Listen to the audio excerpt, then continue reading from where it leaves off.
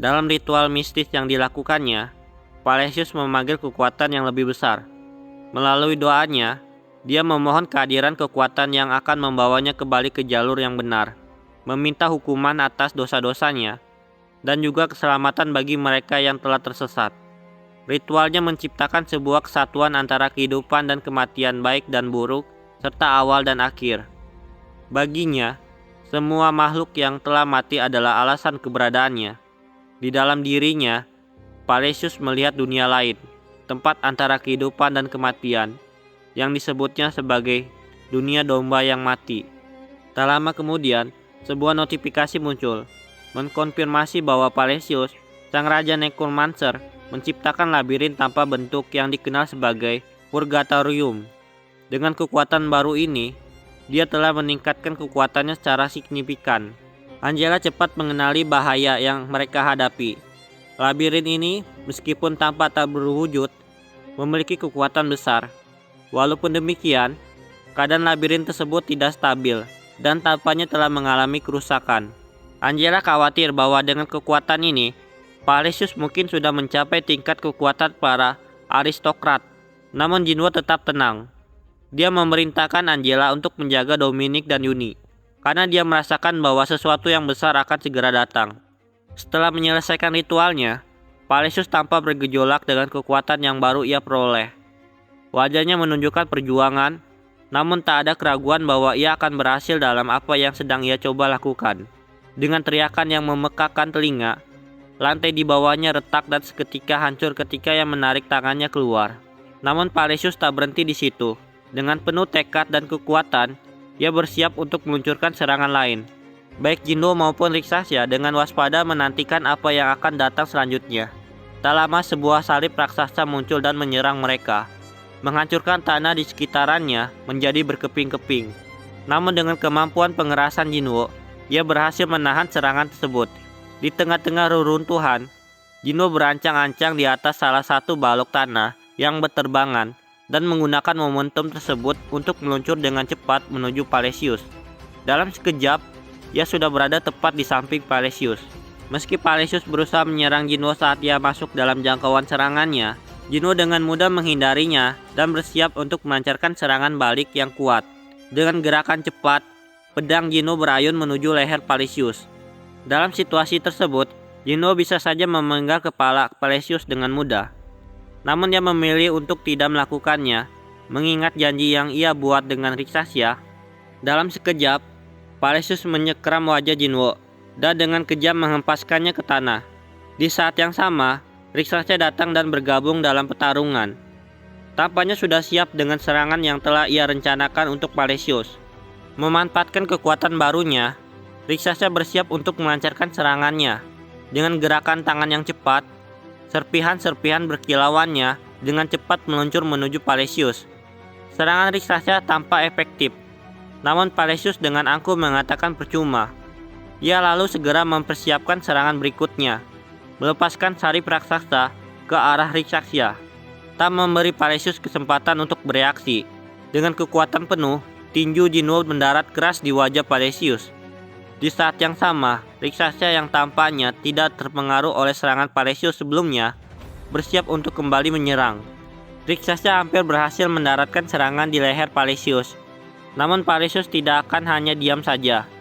Dalam kemarahan, ia dengan cepat menggunakan sarip raksasanya untuk mencegah Rikshasya dan Jinwo melanjutkan niat mereka.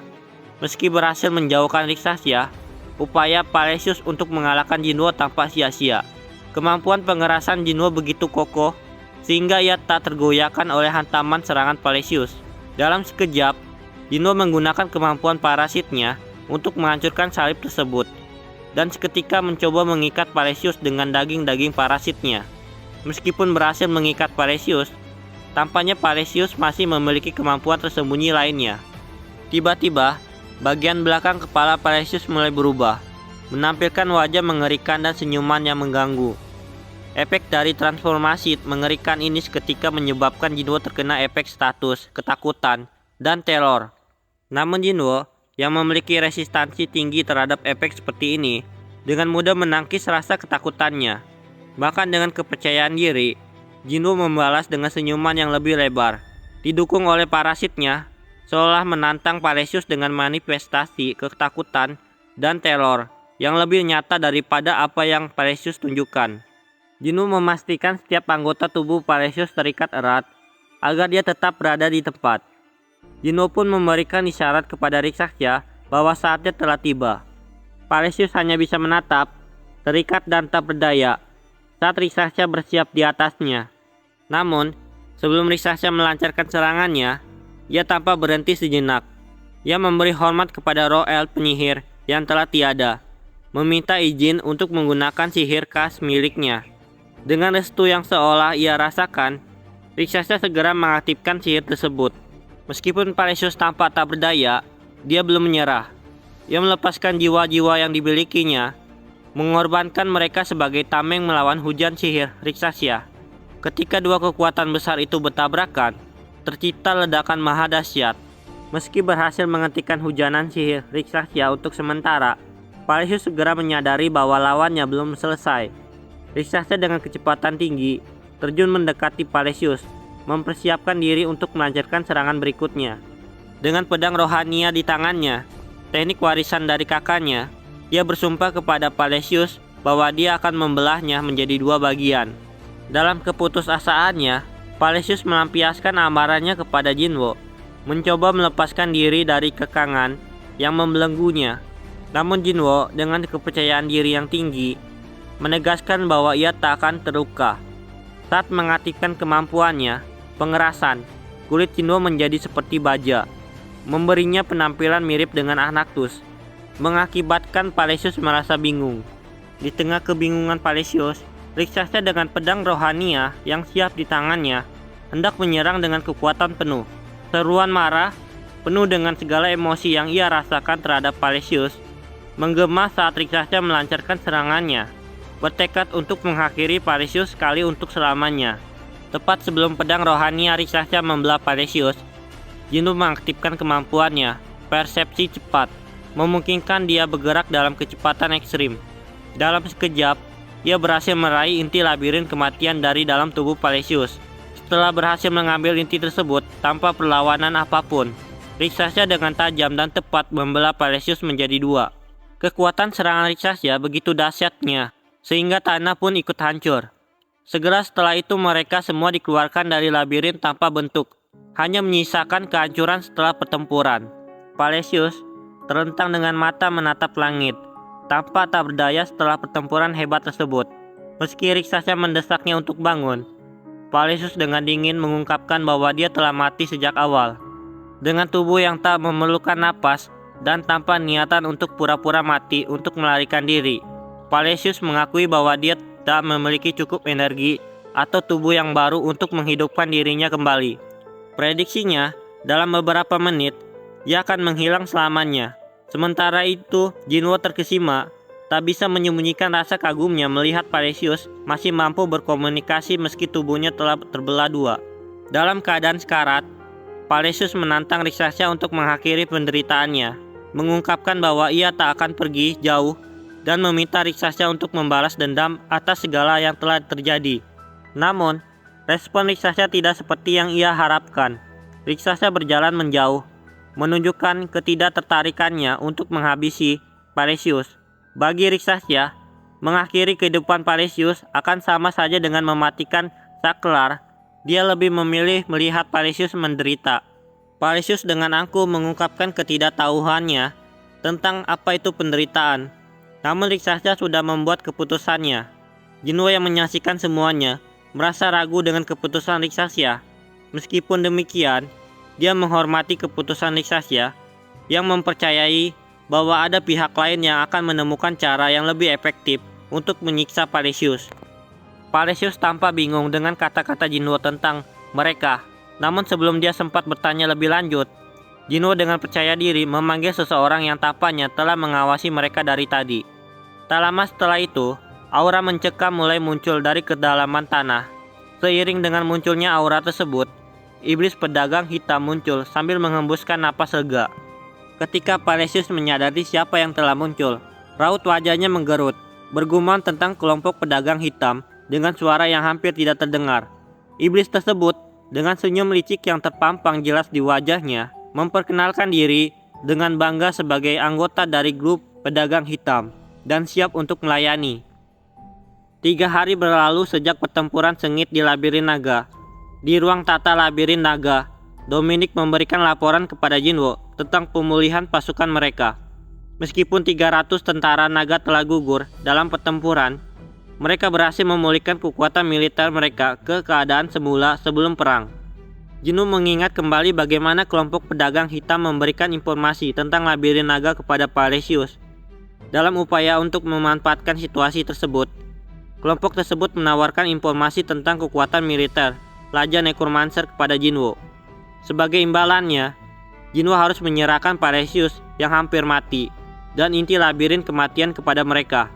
Bersyukur berkat pengendalian diri Rixasia yang menahan diri dari balas dendamnya, Jinwo berhasil memenuhi bagian dari perjanjian tersebut.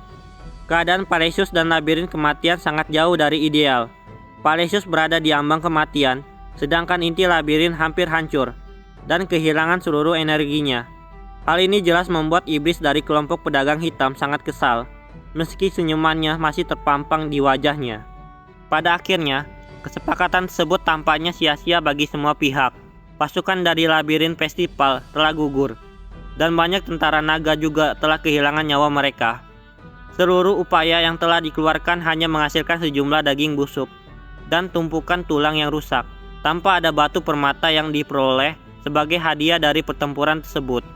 Jinwo merasa frustasi karena merasa tidak memperoleh apapun dari perang tersebut. Meskipun demikian, dia mencoba menenangkan diri dengan berpikir bahwa setidaknya area di sekitar labirin mereka sekarang telah dibersihkan. Dominic penuh kekhawatiran mempertanyakan keputusan Jinwo untuk membiarkan kelompok pedagang hitam membawa Parisius pergi.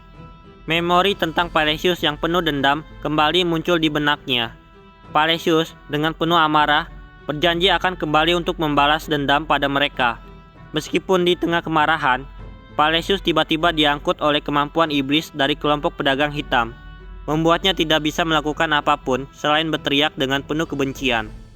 Dominic mengungkapkan keprihatinannya tentang kata-kata terakhir Parisius dan bertanya-tanya, apakah Parisius benar-benar membenci kelompok pedagang hitam sebanyak itu.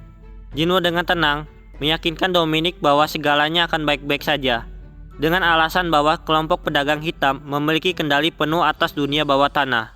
Saat Jinwo hendak membicarakan tentang labirin di lantai 9, Quintus datang dengan kabar mendesak. Awalnya, dia hampir memanggil dengan sebutan Elf, tetapi segera mengoreksi dan menyebutnya Rixasia. Kabar yang ia bawa adalah Rixasia telah terbangun. Rixasia terbangun dalam kebingungannya di kamarnya. Kulitnya kini kembali berwarna gelap, tanda bahwa kutukannya telah kembali. Dia disambut oleh Jinwo yang bertanya tentang kondisinya. Keterangan sistem menunjukkan bahwa Rixasia kini berada di bawah kutukan bernama Kutukan Keruntuhan. Tak dapat mengingat kembali apa yang terjadi. Rixasia bertanya tentang kondisinya, dan Jinwo menjelaskan bahwa dia mengalami kejang setelah Parisius dibawa pergi. Menurut penjelasan si iblis, kutukan dunia bawah tanah telah kembali bersama dengan konsekuensi dari kebangkitan paksa yang dialaminya. Meskipun banyak pertanyaan yang ingin ditanyakan kepada Rixasia, Jinwo menegaskan bahwa istirahat yang cukup adalah yang terpenting bagi Rixasia untuk saat ini. Ketika Rixasia mengetahui bahwa ia telah tidur selama 3 hari sejak perang berakhir, ia merasa bersalah karena tidak bisa menjalankan tugasnya. Namun Jinwo menenangkannya dan mengatakan bahwa dia harus istirahat. Rixasia khawatir tentang labirin di sekitarnya yang mungkin akan bergerak sekarang setelah Parisius pergi. Meskipun demikian, Jinwo menegaskan bahwa Rixasia tidak lagi memiliki kewajiban terhadap labirin naga. Kontak mereka berakhir setelah Rixasia membalaskan dendamnya kepada Parisius, dan kini ia hanyalah tamu di labirin naga. Ketika Rixasia tampaknya akan menyerah, tiba-tiba dia berbicara dengan cara yang mengejutkan Jinwo dan Dominic. Dengan penuh emosi dan ketulusan, dia berterima kasih karena Jinwo telah memulai perang demi seorang prajurit bayaran yang tak memiliki hubungan dengannya, dan memberinya kesempatan untuk membalaskan dendamnya. Rixasia juga berterima kasih karena Jinwo telah membebaskan kaumnya dari pencucian otak dan mempertahankan warisan kerajaan Elf. Dia mengungkapkan betapa berharganya keselamatan dan keberadaannya sekarang ini, dan betapa dia mungkin sudah mati jika bukan karena bantuan Jinwo. Dengan suara yang tulus, Raksasa memohon untuk tetap berada di bawah perintah Jinwo, ingin tetap melayani dan berkontribusi. Dominic tampak senang mendengar permintaan raksasa, sementara Jinwo tampak terdiam, namun penuh pertimbangan. Ketika raksasa memohon untuk tetap melayani di bawah perintah Jinwo, bukan sebagai prajurit bayaran tetapi sebagai bawahan, suasana menjadi intens.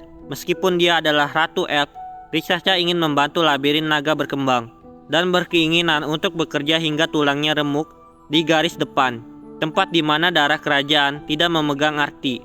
Meski sempat ingin mengajukan tawaran serupa, Jinwo dengan alasan yang belum jelas menolak permintaannya, meninggalkan raksasa dalam kebingungan. Dia menyatakan bahwa dia akan menolak permintaannya, bukan karena dia tidak ingin dia bekerja di bawah perintahnya, tetapi karena dia khawatir dengan kesehatan raksasa.